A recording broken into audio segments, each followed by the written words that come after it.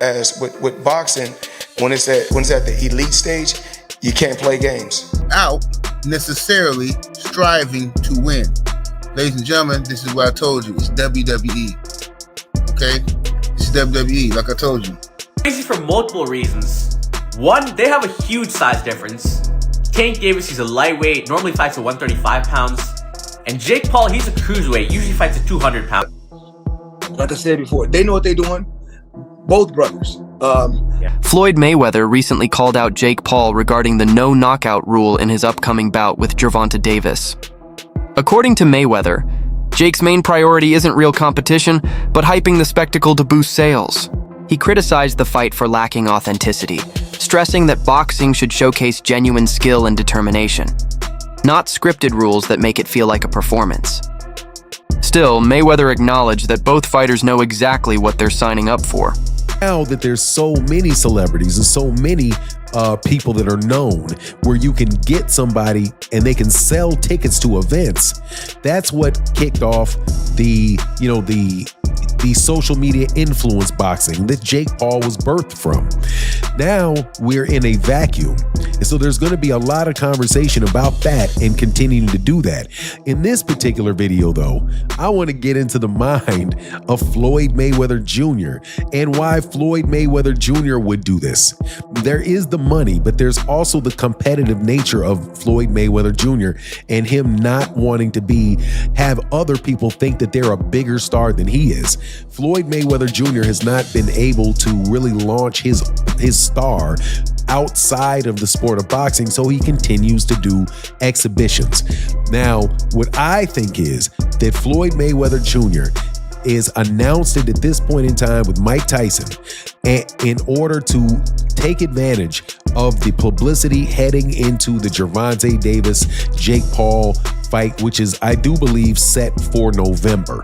So now that they have all the publicity and all that stuff coming out from that, he's going to piggyback on it and then try to have it in the beginning of next year sometime and actually make it a bigger event than Gervonta versus Jake Paul. And it probably will be. And the reason that I say that is because of Mike Tyson. Wade Plemons took to X with a sharp reaction, writing, "I think we all knew this was going to be more of an exhibition, but the Florida State Athletic Commission saying fighters will display skill without necessarily striving to win, using strikes and blows to the head or other full contact maneuvers, probably isn't the best way to hype this fight. Lol." Known for his no-nonsense takes, Plemons didn't hold back, arguing that framing the bout this way undercuts the intensity fans expect from a real boxing match. Instead of anticipation for a genuine contest, the wording makes it sound more like a showcase. Meanwhile, Floyd Mayweather has once again found a way to shift the spotlight. Analysts suggest his recent push for a fight with Mike Tyson isn't just about money, it's about legacy, pride, and making sure he stays at the center of the boxing conversation. With Gervonta Davis versus Jake Paul grabbing headlines, Floyd ensured that by teasing a clash with Tyson, all eyes would swing back to him. It's a classic Mayweather move. Control the narrative, dominate the headlines, and remind the world that his name still carries unmatched weight in boxing. What is going to happen in that fight is basically the same thing as what's happening to Canelo Alvarez and Terrence Crawford, except for that is a live action fight that is a real competitive fight, but the marketing of it is the same thing, and the fact that somebody is going to pay for it is more likely with Floyd Mayweather Jr. and Mike Tyson than it is with even Jake Paul and Gervonta. But I think that it really is an attempt to compete with Gervonta Davis by setting up a bigger fight than Gervonta Davis is having. And now I'm going to tell you something else too. I would not put it past these people. At the center of all this is the question of legacy. For Mayweather, retirement and an undefeated record mean there's nothing left to prove. His exhibitions are about money, relevance, and maintaining his name in the headlines. Jake Paul, still carving his lane in boxing, thrives on spectacle. Each event grows his brand, regardless of the outcome. But for Gervonta Davis, the stakes are different. Every fight at this stage defines his path forward. Choosing entertainment-driven exhibitions over meaningful competition could undermine his credibility with boxing purists. who want to see him tested against elite opposition. The real question is the short-term buzz worth the long-term risk to his career? Will face Gervonta Davis in an exhibition match. Quote, "You can't do a fight like that as a pro fight," Shipman said. "It'll be an exhibition fight," end quote. Similarly to the concerning location move, he states that the main reason for this is the significant weight disparity between the two opponents. An exhibition is defined by Florida statutes as a boxing, kickboxing, or mixed martial arts engagement in which persons participating show or display their skills without necessarily striving to win, using strikes, elbows, blah, blah, blah. So, the key word here is, key phrase, show or display their skills without necessarily striving to win. Ladies and gentlemen, this is what I told you. It's WWE. Okay? This is WWE, like I told you. These are setup fights. These are rigged fights. I know Jake Paul gets upset when people say he ain't a real fighter and all that stuff, but I think the Mike Tyson fight pretty much showed everybody that, Mike was pulling back on his punches, and it just was weird to me. You know what I'm saying? Now you got Gervonta Tank Davis getting ready to sell his soul to go up in here and move around the ring with Jake Paul. I don't know what's going to happen on this. I don't know, but regardless of the fact, the fight is going to do well because it's going to be on Netflix. So everybody got Netflix, so everybody's going to watch the fight. So it's going to be like a wrestling event, basically, a fake scripted fight. The clash between Jake Paul and Gervonta Davis might have been enough to capture headlines on its own, but Floyd Mayweather wasn't about to let the spotlight drift away. For years, Floyd has mastered the art of making himself the conversation, even when it meant bending the traditional rules of boxing.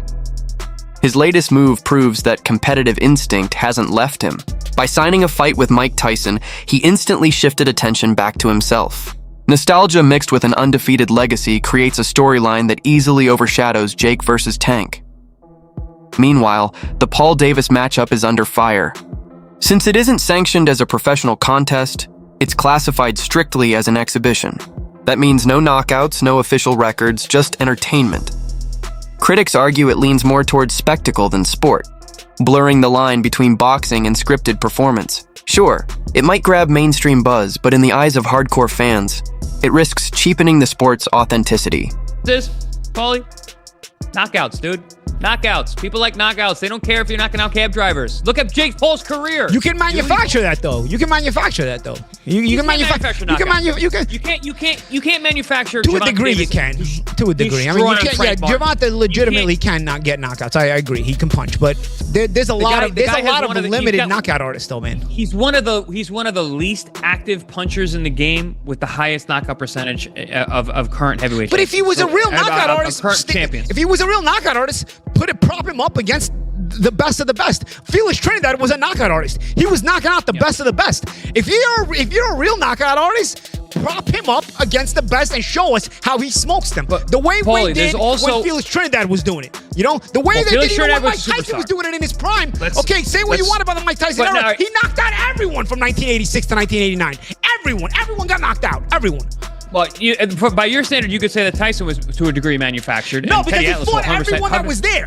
Everyone that was there at that time fought. Teddy Atlas will 100% agree with this. With the expense of Witherspoon. That we're afraid of him. With the exception of Witherspoon. No, but they all, doesn't matter. He knocked them all out. There was nobody you could say in that era except maybe Witherspoon, who I contract issues with King at the time.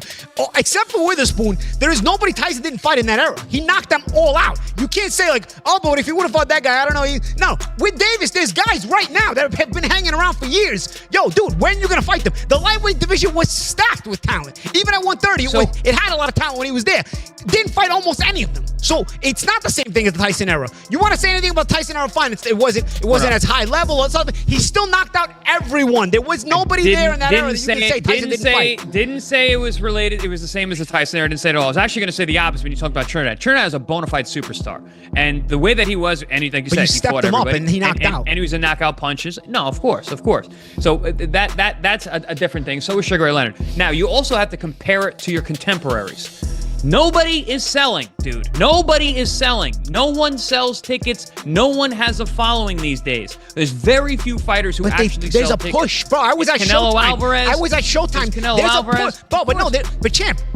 I don't want to keep cutting you off, but I got to because they here's the all thing. Push. There's a push for certain people. I remember being at Showtime and even watching on HBO on TV. They're mentioning Saul Alvarez, who I didn't even know his name was Canelo at the time, as a possible Mayweather opponent. When they were talking about possible Mayweather opponents, I'm like, I knew who the rest of the guys on the list were. Who the hell is this guy? Who's Saul Alvarez? That he's going on, that you're putting him in a list with all these other guys that you were bona fide champions and high-level fighters. Former world champion Paulie Molina has been particularly vocal about his Paulie Malignaggi, hasn't held back on his criticism of the Jake Paul versus Gervonta Tank Davis matchup.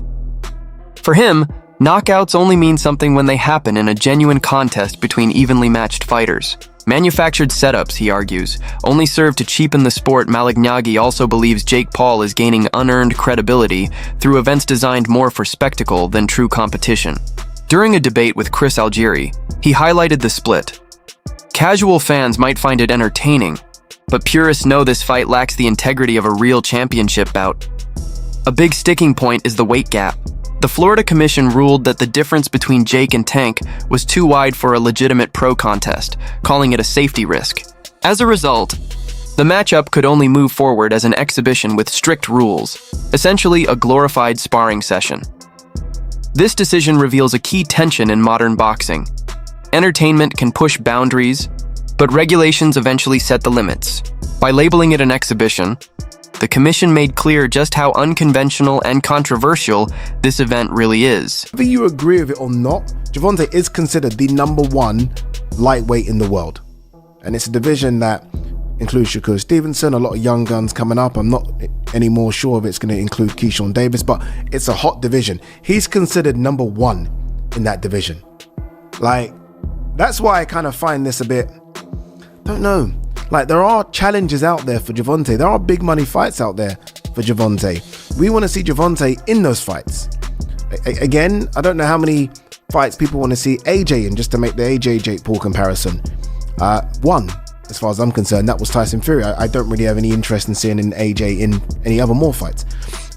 Whereas Gervonta Davis, I wanted and still do want to see him in so many more fights. So, yeah, it's kind of weird.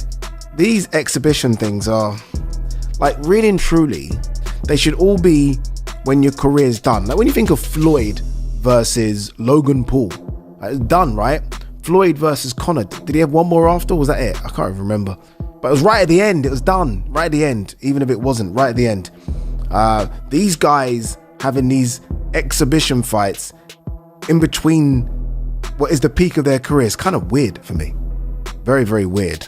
And then it isn't even comparable to Ngannou Fury, because at least these guys were the same size. Like, Jake Paul is a 215, 220 pound guy. I don't know what he walks around at. Gervonta fights at 135. Guessing he walks around about 155. Broadcaster A.D. Oladipo offered a different perspective on the Jake Paul versus Gervonta Davis situation. He argued that putting together an exhibition while both fighters are still in their athletic prime is a misstep. According to him, showcase bouts like this usually make sense later in a career, pointing to Mayweather's exhibition with Logan Paul as an example. By contrast, Davis and Paul still have years ahead of them where each fight could build their legacy. Wasting that time on sideshow-style events, Oladipo suggested, risks overshadowing or even stalling the meaningful moments that define great careers. For him, the issue isn't only about the entertainment value, but about timing. Prime years don't come back, and how they're used will shape how history remembers both men. So breaking news, Jake Paul will be taking on Tank Davis in the exhibition on November 15th in Atlanta, Georgia, live on Netflix. And this is crazy for multiple reasons. One, they have a huge size difference. Tank Davis, he's a lightweight, normally fights at 135 pounds. And Jake Paul, he's a cruiserweight, usually fights at 200 pounds. So there's a good 60 to 65 pound difference here. It could also mean that Tank Davis is no longer interested in competing for titles anymore and is cashing out of boxing. You know, there's been a lot of talks that Tank is nearing retirement this year, and he was supposed to rematch Lamar Roach after their first fight went to a draw. But instead of chasing the Roach rematch, instead he takes the Jake Paul fight for money. So maybe this is Tank's last, or one of his last fights. And same for Jake Paul. He just got ranked number 14 at cruiserweight after beating Julio Cesar Chavez Jr. So he's supposed to be fighting other ranked contenders or top guys at cruiserweight. But instead, he's taking a money fight. But I do expect these two to go after each other. Even though it is an exhibition, I don't think it'll just be some boring sparring match. I do think they'll try a decent amount. But Tank, obviously, is a lot more skilled. Jake has a lot more size. But you guys let me know who you got. Here's a modified version of your text that keeps the meaning, but avoids being too close to the original phrasing. Reports suggest that Gervonta "Tank" Davis scrapped his planned rematch with Lamont Roach in order to chase the Jake Paul fight. The move caught plenty of attention because it highlights how spectacle and big paydays are often prioritized over meaningful rivalries inside the ring. Roach would have provided a legitimate test that could have added to Davis's resume in the traditional sense, but instead Tank chose the more lucrative, yet less competitive path. This growing trend of fighters choosing entertainment value over legacy is raising concerns among boxing. Purists who fear it sets the wrong example for the next wave of athletes.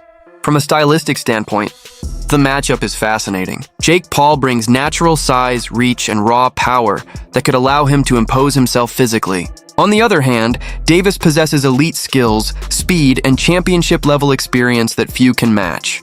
The real question becomes, can technical mastery neutralize physical advantages, or will sheer size and power prove too much?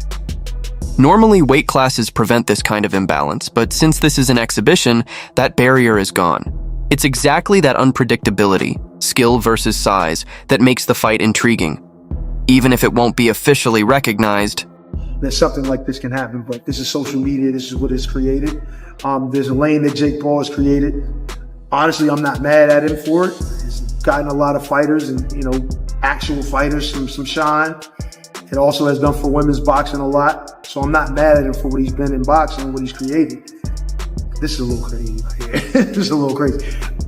And a lot of people will say, Tank is too small. Let me tell you something. Anybody that gets in the ring with Tank that is not a damn dinosaur is gonna feel something from him. And it ain't gonna be easy to hit him. Got boxing IQ.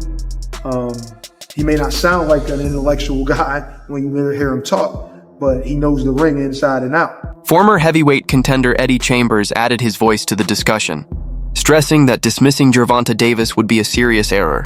Yes, Jake Paul's size advantage is clear, but Chambers reminded everyone that Davis brings world-class skill far beyond Jake's experience. He explained that in boxing, a smaller but technically superior fighter can often break down a bigger opponent who lacks the same ring IQ. Chambers' perspective shifts the conversation. It's not just about size, it's about whether Jake can cope with elite-level skill. In his view, physical advantages help, but sharp technique and fight intelligence usually win out. Dude, aside from make it extremely ugly by grabbing him and probably trying to throw him to the ground, I don't know what else, bite him, I don't know, but I mean, the skill level alone, now of course, there is a size difference, a height difference and all that, but he's just gonna struggle so much landing a shot. It's just gonna look bad. To me, this is the way I see it. It's gonna look bad. Tank is gonna be too fast. And the punch, I believe, I'm not saying it's gonna knock him out or, but he's gonna feel it. Are you surprised at the backlash that Tank is getting? No, yeah. What is going on why are they mad at the fighters for this? And that wraps things up for today's video. Thanks for watching and make sure to stay tuned for what's coming next.